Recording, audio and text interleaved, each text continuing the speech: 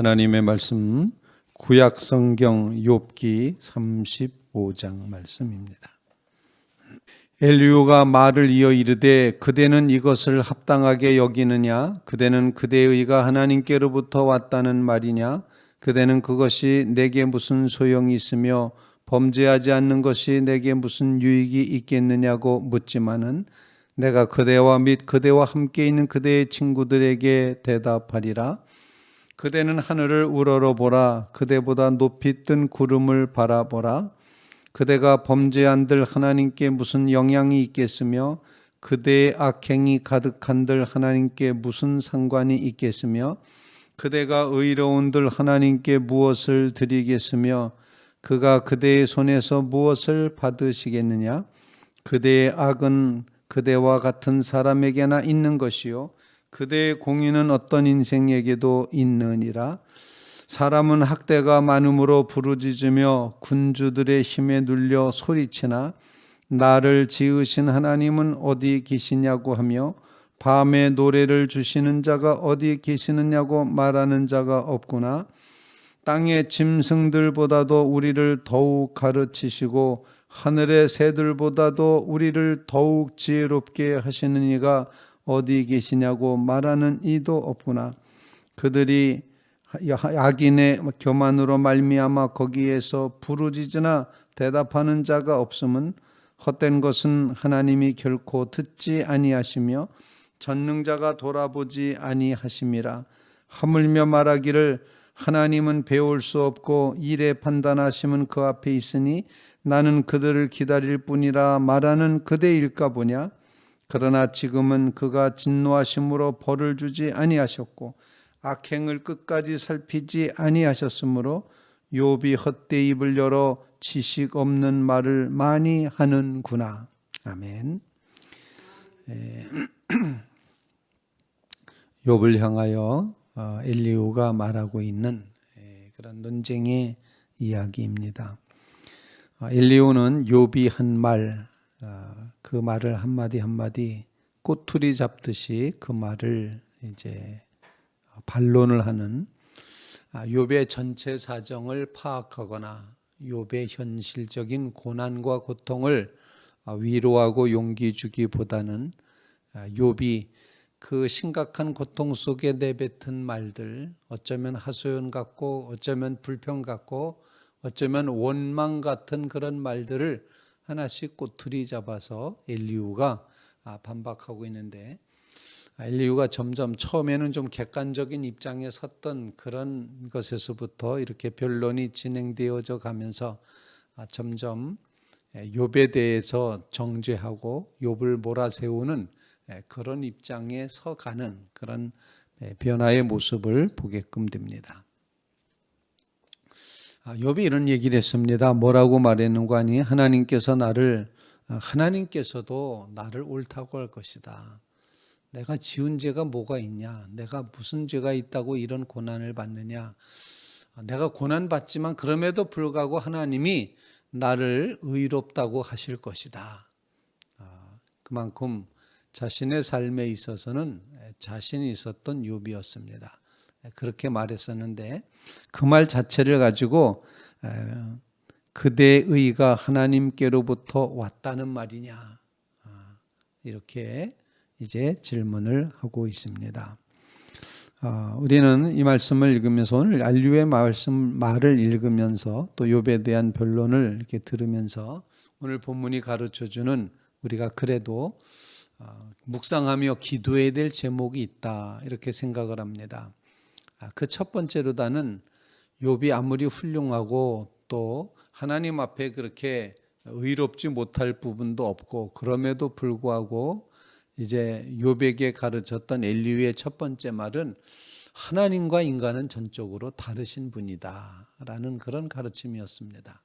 하나님은 절대 타자이시고 하나님은 절대 우리가 다 깨달아 알 수도 또 다 이해할 수도 다 넘볼 수도 없는 우리 손아귀에 계신 하나님이 아니시다라는 것을 먼저 선포를 하고 있습니다. 5절 말씀에 보면 그대는 이렇게 말하는데 욥을 향하는 거죠. 욥 어르신, 욥 당신은 하늘을 우러러 보라. 당신보다 높이 뜬 구름을 바라보라. 하늘을 우러러 보라. 이런 말은 무슨 말이겠습니까? 인간이 감히 넘어설 수 없는 공간이 하늘인데, 인간이 감히 마음껏 자기 마음대로 다스릴 수 없는 게 하늘인데, 그 하늘보다도 더 높은 데 계신 하나님이라는 것을 엘리후는 지금 말하고 있는 것입니다. 우리는 때때로 우리 인간의 이해 범위 안에 하나님을 두려고 하는 유혹을 계속 이제 느끼고 있습니다. 하나님은 내가 생각하는 요만한 분일 거야 라는 그런 생각이죠. 그런데 오늘 엘리후는 그게 아니라 하나님은 우리가 생각하는 것보다 더 높이, 더 멀리, 더 초월자로, 더 아주 나와는 전혀 다른 존재로 존재하시는 분이시다. 그래서 하늘을 우러러 보라. 그대보다 높이 뜬 구름을 바라보라. 하나님은 그것보다도 더 높으신 분이시다. 하나님은 우리와 결코 비교할 수 없는 분이다. 하나님은 우리가 다 알아차릴 수 없는 분이다. 아주 기독교 신앙의, 성경이 가르쳐주고 있는 신앙의 아주 중요한 지점입니다. 하나님은 우리 유한한 인간, 이제 이렇게 정말 연약한 인간, 허물된 인간이 그 하나님을 다 알아차릴 수 없다고 하는 이 겸손함의 고백이 오늘 본문에 엘리후의 마음속에 이제 담겨져 있다 생각을 합니다. 우리 이 말씀을 기억하면서 우리는 하나님과 엄청난 차이가 있다는 사실을 솔직히 인정을 해야 됩니다. 하나님을 무시해서는 안 됩니다. 하나님을 인간이 이해할 수 있는 어떤 존재로, 우리의 이해 범위 안에 거하시는 분으로, 내가 생각하는 생각의 범위 안에 계시는 분으로, 내가 가지고 있는 어떤 상식적인 교양 안에 계시는 하나님으로 그렇게 하나님을 파악해서는 안 된다는 것입니다. 하나님은 유한한 인간이 결코 알아차릴 수 없는 무한하신 하나님입니다. 하나님은 저 높은 하늘보다 더 높은 데 계신다. 하나님은 불고 있는 바람보다 더 높은 데서 모든 것을 주장하신다. 하나님과 우리는 엄청난 차이가 있다. 이 사실을 겸손히 인정하며 하나님은 절대자이십니다. 하나님은 전혀 우리와 다르신 곳에 계신 분입니다. 이런 경건한 마음으로 하늘을 우러러 하나님을 바라보는 그런 믿음의 마음이 우리 가운데 채워지게 해 주시옵소서. 그래서 다윗은 이제 성전에 올라가는 다윗의 노래들 가운데 이제 시편 121편에 보면 눈을 들어 산을 보니 나의 도움이 어디서 올까? 나의 도움이 천지를 지으신 여호와에게서로다. 그는 주무시지도 졸지도 않으시고 우리를 지키시는 분이시다. 이런 고백을 하게 되는 것입니다. 하늘을 우러러보는 믿음의 삶이 우리의 삶 가운데 꼭 이루어질 수 있기를 간절히 바랍니다. 하나님, 우리로 하여금 하나님을 절대적인 타자로 믿고 고백하며 유한한 인간이 하나님을 다 재단할 수 없고 다 패악할 수가 없고 다 하나님을 내 생각 속에다 가둘 수 없음을, 나의 생각보다 온 우주보다도 더 크신 하나님인 것을 꼭 기억하며 하나님의 그 거룩하심과 절대성과 하나님의 그 초월하심 앞에, 하나님의 그 무한하심 앞에 겸손히 서는 마음 부어 주시옵소서. 그런 간구를 주님 앞에 올리는 귀한 새벽 되시기를 주님의 이름으로 부탁을 드립니다. 두 번째로 오늘 본문 말씀을 통해서 이 엘리후가 하는 말은, 오늘 반복하는 이제 똑같이 반복되는 단어가 하나님은 어디 계시냐고, 하나님은 어디 계시냐고, 하나님은 어디 계시냐고 이렇게 계속해서 표현을 하고 있습니다. 하나님이 어디 계시냐, 하나님이 어디 계시냐라고 하는 이 표현, 우리는 하나님을 배움는 자리에 서기를 간절히 소망하며 소원해야지 된다 생각을 합니다. 10절 말씀, 나를 지으신 하나님이 어디 계시냐고, 밤에 노래를 주시는 자가 어디 계시냐고 이렇게 표현하고, 또 11절 말씀에 하늘의 새보다도 우리를 더욱 지혜롭게 하신 이가 어디 계시냐고 말하는 사람이 없다. 이렇게 표현을 하고 있습니다. 그러면서 우리는 정말 하나님이 어디 계신지를 분명히 알아차리는 믿음, 이거는 다른 말로 표현하면은 다른 번역 성경에 보면은 이 본문을 이렇게 표현을 했습니다. 그것은 하나님이 어디 계시냐 이 단어를 갖다가 이렇게 번역을 했습니다. 나를 지으신 하나님께로 돌아가지 않습니다. 하나님께로 돌아가지 않습니다. 지혜를 그렇게 주시는 대로 하나님께로 돌아가지 않습니다. 하나님이 어디 계시냐라고 하는 이 말의 뜻은 하나님께로 돌아가지 않는다 이런 표현인데, 하나님이 어디 계십니까? 하나님 계신 곳으로 돌아가게 하옵소서. 이게 엘리후가 말하고 있는 이제 그런 말의 내용인데, 우리도 하나님께로 하나님이 어디 계시는가 끊임없이 묻고 질문하고 묵상하고 찾아가며 하나님께로 돌아가는 그런 신앙의 삶을 살아가게 하옵소서. 우리와는 전혀 질적으로 다르신 하나님이지만 그 하나님을 향하여 어디 계시냐라고 질문만 하는 것이 아니라 그 하나님 계신 곳으로 돌아가는 역사. 하나님은 곧 계십니다. 하나님은 존재하시고 하나님은 역사하시고 하나님은 지금도 보고 계시고 지금도 살피시고 계시다는 사실입니다. 그래서 우리를 이끄시고 돌보시고 함께 하시는 그 하나님께로 돌아가는 삶이 끊임없이 이루어져야 된다 하는 것입니다. 하나님의 소원은 딱 한 가지입니다. 너희가 돌아와 나랑 친밀한 교제를 가지며 살자는 겁니다. 하나님의 소원은 오직 하나. 너희가 나를 기뻐하고 너희가 나와 함께 있고 너희가 임마누엘하고 너희가 에베네셀을 경험하고 너희가 여호와 이레를 경험하며 여호와 니시 승리의 깃발을 울리며 나와 함께 거하는 것. 그것이 내 소원이다. 하나님은 끊임없이 그렇게 우리에게 말씀하시고 그 목적을 향하여 우리를 움직여 가시고 있다는 것입니다.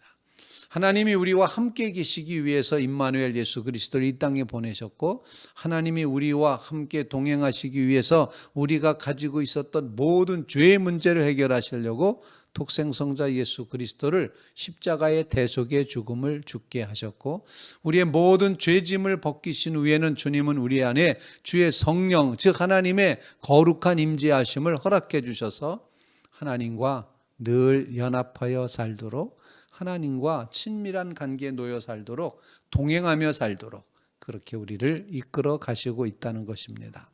어디 계시뇨? 라고 질문하며 그 하나님과 교통하길, 하나님께 돌아가 하나님과 하나이 되어 하나님을 기뻐하며 하나님을 의지하며 하나님과 동행하며, 하나님이 내 안에 내가 하나님 안에, 내가 주님 안에 주님이 내 안에 그렇게 거하며 살아가는 그 삶을 위해 기도하는 믿음의 성도들 다 되시기를 주님의 이름으로 부탁을 드립니다. 세 번째로 엘리후는 이런 말을 합니다. 교만한 자의 기도는 하나님이 안 들으신다. 그렇게 표현을 하고 있습니다. 13절 말씀, 헛된 것은 하나님이 결코 듣지 아니하시며 전능자가 돌아보지 아니하심이라. 하물며 말하기를 하나님은 뵐 수도 없고 이래 판단하심은 그의 앞에 있으니 나는 그를 기다릴 뿐이라 말하는 그대일까 보냐, 이렇게 말함으로써 하나님이 응답 안 하시는 이제 그런 기도도 있다. 본문을 읽으면서 가만히 보면은 하나님은 응답하실 준비가 되어 있으십니다. 그런데 언제 응답을 안 하시는가 할 때, 그것은 하나님을 무시하면 절대로 하나님 응답 안 하십니다. 하나님을 무시한다는 말은 다른 말로 표현하면 인간이 교만하면, 있어야 될 자리가 아닌, 있어야 될 그 겸손의 자리가 아닌 교만한 자리에서 드려지는 모든 기도는 하나님이 원치 않으시고 듣지 않으신다 하는 것입니다. 우리가 구하여도 얻지 못하는 것은 정욕으로 얻으려고 잘못 정욕으로 구한 것이라 그렇게 말하고 있습니다. 잘못 구했다. 교만한 마음으로 구했다. 하나님의 뜻을 따라 구해야 됩니다. 하나님의 목적을 따라 구해야 되고, 하나님이 지으신 자리에서 하나님께서 나를 어떻게 취급하시는가라는 것, 가장 낮은 자리, 정말 하나님만 필요합니다. 하나님 아니고서는 도저히 살 길이 없습니다. 고백하는 그 은혜의 자리에서 구할 때 그때 하나님께서 응답하시고 그때 하나님께서 역사하시고 책임져 주신다 하는 것입니다. 존 웨슬리 목사님이 한 말 가운데 유명한 말이 하나 있는데, 하나님은 기도 외에는 응답하시지 않는다, 이런 말을 했습니다.